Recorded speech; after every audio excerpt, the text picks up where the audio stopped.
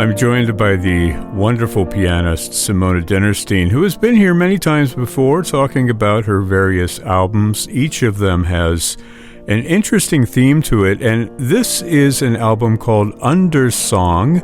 I'm going to ask Simone to explain that title for those of us, myself included, who were not familiar with that term. But Simone, first of all, welcome to FM 91. Thanks for joining us. Thanks. So nice to be talking with you, Brad. Now, this is the third album that you recorded at home during the pandemic, kind of a triptych going on. And the last time we spoke, it was about the Richard Danielpour piece, An American Mosaic, which was a bunch of smaller works paid tribute to the heroes of the pandemic. And I should probably mention it's up for a Grammy this year. Now you have a new piece, a collection of pieces called Undersong. That's the name of the album, but it's music by François Couperin, Robert Schumann, Erik Satie, Philip Glass on here as well. First of all, tell us what Undersong means and how it applies to the thematic concept behind this album. Yeah, Undersong is a beautiful word, an archaic word that means the refrain in a song. And so all of the music on this album is music that includes a refrain. In instrumental writing, that usually means the rondo form. So rondo form is when you have various sections of music, like an A section that has one type of material, and then a B section with different material. Then you go back to the A section. Then you might go to a C section. Then you go back to the B section. Like there's always going back to previous thematic material that was played. And so I thought it would be really interesting to have a program of music where that idea was running through each piece, and then to create an overall shape amongst all of the pieces of music so that we had a feeling of return at the end. Yeah.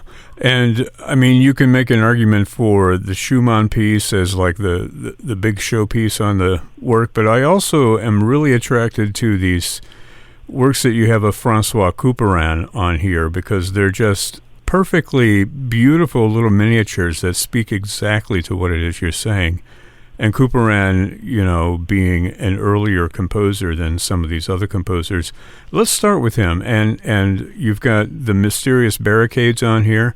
Also, TikTok Chalk, which has nothing to do with social media, we should say. Can you talk about those pieces and how they populate this disc? Yes. Well, Les Barricades Mystérieuses is the piece that first really drew me to Couperin. Nobody knows what the title is referring to exactly. But what I really love about his music in general is that on the one hand, it's just beautiful, beautiful writing. And in particular, Les Barricades Mystérieuses has a very strange type of sort of displaced meter in it, so that you're never quite sure where the strong beats are, which is very interesting. But also the thing about his writing is that it both has this beautiful simplicity and lyricism, but at the same time there's something very deeply philosophical about it, which I can't quite put my finger on how he achieves that. But like in TikTok Chalk, you could listen to it and just be entertained by the virtuosity of it. But there's also something about it that feels like the turning wheels of time. It doesn't feel like it's just an etude. It feels like there's something about it that has to do with the inevitability of the machine of time, to me. Yeah.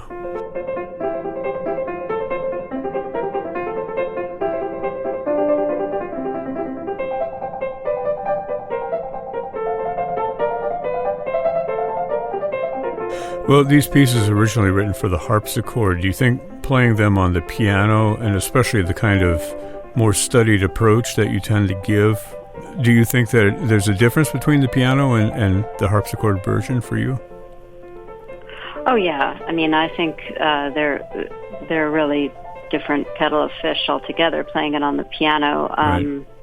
you have many different possibilities on the piano that you don't have on the harpsichord. Like, for instance, you can sustain sound on piano, which is really, impossible to do on the harpsichord. And so it's possible to play something at a slower tempo and for you to hear the sound sustained.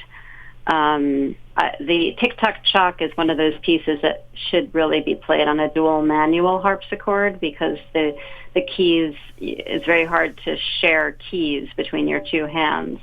And so there were some adjustments I had to make in order to play it on one keyboard as opposed to two keyboards. But I just love the sonority of the piano very much, and so I enjoy hearing it on the piano. And I think that it does more justice to the title, especially of the mysterious barricades. Your ability to emote is enhanced. Let's talk about your process of preparation. I mean, what did you do to put this recording together? I mean, were you practicing a lot? Was this pre-existing as a recital? How did it come together for you? I had been playing this program as a recital in the year leading up to the pandemic. Then, once the lockdown in March happened, I would say I didn't play it until probably October. I started practicing it again, and I recorded it in November. And it was interesting. I always find it interesting to revisit music at different points. So having just lived through, the lockdown and all of what we went through during that time in 2020, it did make the music resonate in a different way for me when I started working on it again. Maybe you can tell us a little bit about some of those in-person projects that you've done recently, because there's some fascinating stuff. You did a walking tour of Greenwood Cemetery with an American mosaic and multiple pianos, and the part that caught my eye was there was a whiskey tasting involved as well. I didn't get to participate in that part, unfortunately. Yeah, they didn't let you do that, huh? Yeah. No, but the really exciting thing for me was performing at Greenwood, because Greenwood Cemetery is a really enormous, beautiful, historic cemetery that's just a few blocks away from where I live. And it has, it dates back to the Revolutionary War, and Leonard Bernstein is buried there. I mean, it's just a really incredible place. And I spent a lot of time walking around that cemetery during these past 2 years, and they have a classical recital series there called Death of Classical, which the concerts are normally held in the catacombs. But I asked if we could make it into a kind of walking concert, and Yamaha was so great because they lent us 4 pianos. So we had 4 different places with pianos, and tried to sort of outline the kind of walk that I would take during that period. And the concerts were at night, so it was dark, and you could see, you can see Manhattan. It's just beautiful. It's one of the highest points in Brooklyn, if not in all of New York City. So there's this beautiful vista of the Manhattan skyline, and I would play, and then I had a lantern, and I would lead the audience to the next piano and then play some more. And I realized at the end of it that I think we walked about 2 miles in each concert, so that was pretty good. Yeah, but the whiskey, mitigated the... Yes. Yeah. Maybe made it easier for the walk. It's interesting now, I'm assuming that picture on your album cover is from you at Greenwood Cemetery, right? Yes, it is, yeah. Yeah, it's a lovely picture. When I first saw it, I was trying to figure out the connection, but it's a little more clear to me now. Do you have any plans for this program? You said that you'd performed it as a program before, but you're going to do anything along the lines of American Mosaic? Yes, I'm actually playing it next month at Longwood Gardens, which is this beautiful house and gardens in Pennsylvania. And then, I'm hoping to continue to perform it now that the album is out. Concerts, as you can imagine, are slightly chaotically programmed, and that all of the seasons have become a bit out of sync. Things that were canceled in 2020 and 2021 are being rescheduled now. So there isn't like a lot of clarity and rhyme and reason in the programming going on right now. But hopefully everybody will become sort of right side up by next season.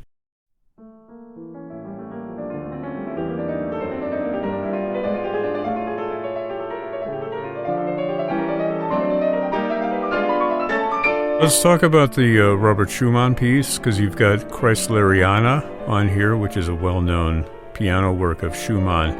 Why did you choose this particular work for the recording and for the recital? Well, Kreisleriana also has that element of refrain in it, and it's 8 short pieces that comprise Kreisleriana, and each one has a type of form where it's either alternating or just simply circling back to the way it was in the beginning.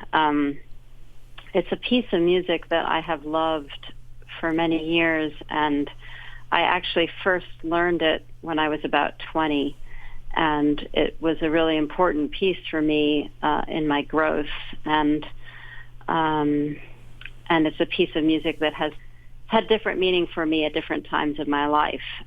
It's an incredibly passionate and heated piece of music, and has these very sharp changes of character and emotion that happen startlingly quickly, almost no preparation from one mood to another. And, playing it again in 2020, it felt quite different in that I myself had become very moody during that time, and so it felt right to be playing it at that moment.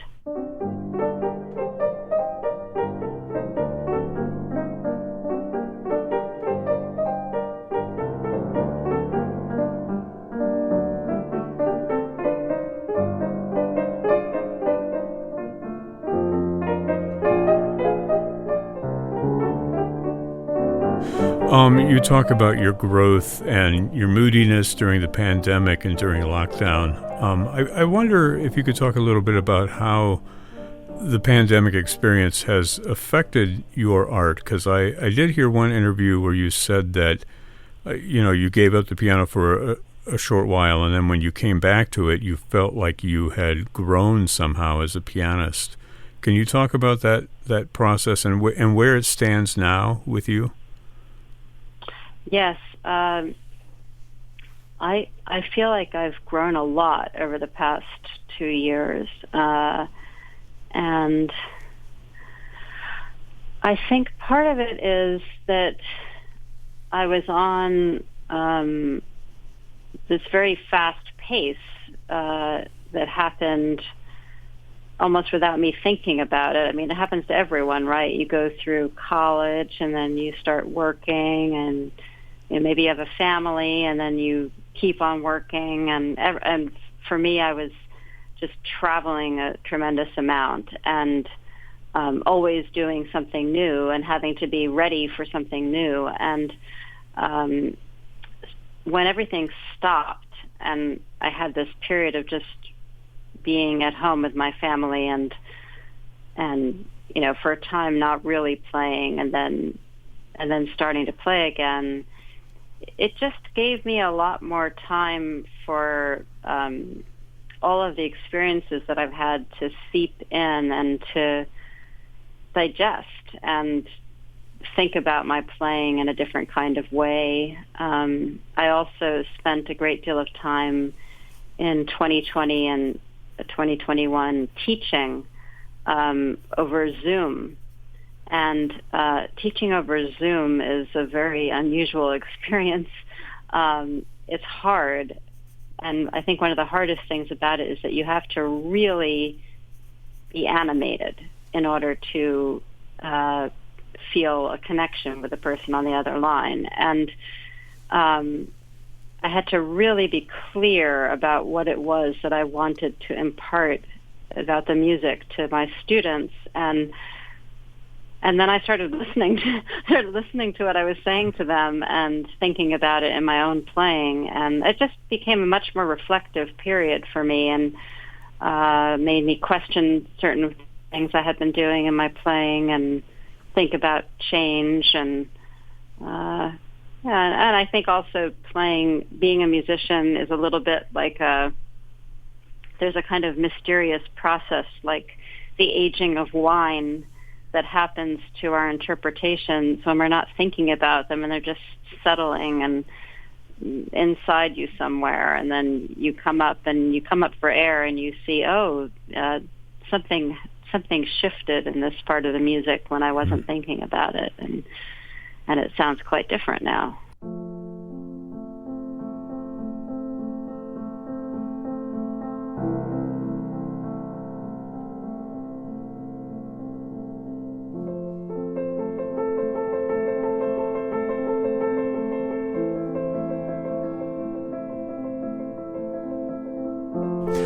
I would be remiss if I didn't mention and ask you about music by Philip Glass. I mean, it's the record label dedicated to his music that has released this recording, Orange Mountain Music. But you also had music by Philip Glass on that first of 3 albums that you recorded at home, A Character of Quiet. And now you have a piece called Mad Rush, which is anything but by Philip Glass on this recording. Can you talk about Mad Rush and how it applies to this recording, and maybe how the music of Philip Glass, what it means to you, has evolved over the past couple of years during the pandemic? Yeah, well, Mad Rush is a piece of music that's also in a type of rondo form. So it definitely architecturally relates. And then also it's a piece of music that has very wild extremes of expression, from something extremely introspective and maybe dreamy to parts that are very fast and furious, actually. Mm-hmm. And so I thought that it related really well to Schumann in particular. And in terms of his music, I do think that I can't tell you why I feel this way, but I feel like there's something about his music that really describes a certain type of loneliness that we all feel. And it's almost like a kind of urban loneliness. Like you can be in a city full of people and still feel kind of isolated from everyone. Yeah. And there's something about the music, all of his music, that has that feeling to me. And so I found myself listening to a lot of Glass during this period, and it felt very natural to play his music when I was feeling all of the different emotions that I've felt over these past couple of years.